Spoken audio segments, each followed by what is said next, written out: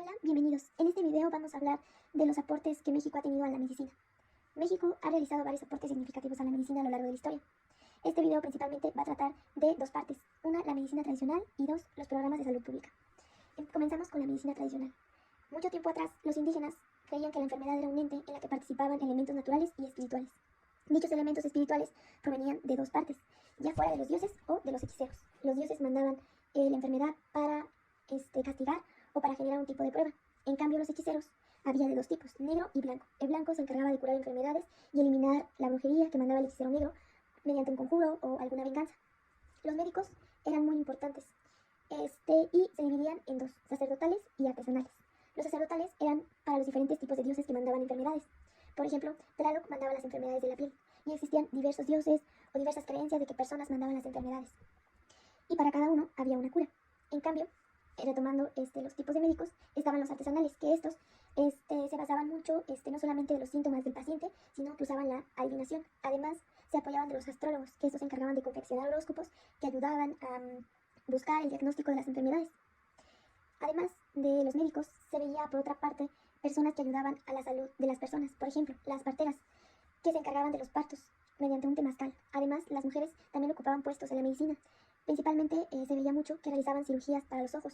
Lo que sí estaba totalmente estricto para que las mujeres realizaran era enfermedades como por ejemplo fracturas de huesos, que era una actividad que solamente los hombres podían curar por razones religiosas. Además de todas estas actividades que realizaban, existían las plantas curativas, que eran utilizadas para ayudar al tratamiento de las enfermedades. Entre estas plantas está una que es muy conocida por curar enfermedades del corazón y más que nada para la depresión en las personas adultas. Las plantas sagradas en México se clasificaron en 5 grupos principalmente, que están aquí escritos.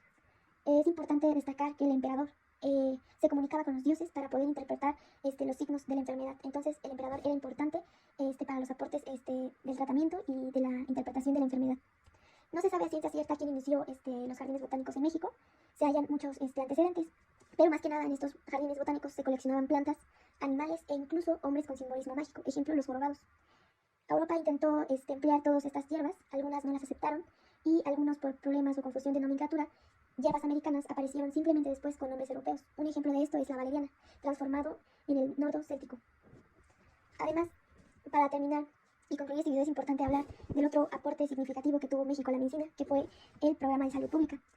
Antes, la edad promedio que alcanzaban los mexicas era alrededor de los 37 años, que es una cifra muy baja en comparación en la actualidad, pero si se compara con los españoles de esa época, era muy buena cifra, había mucha diferencia.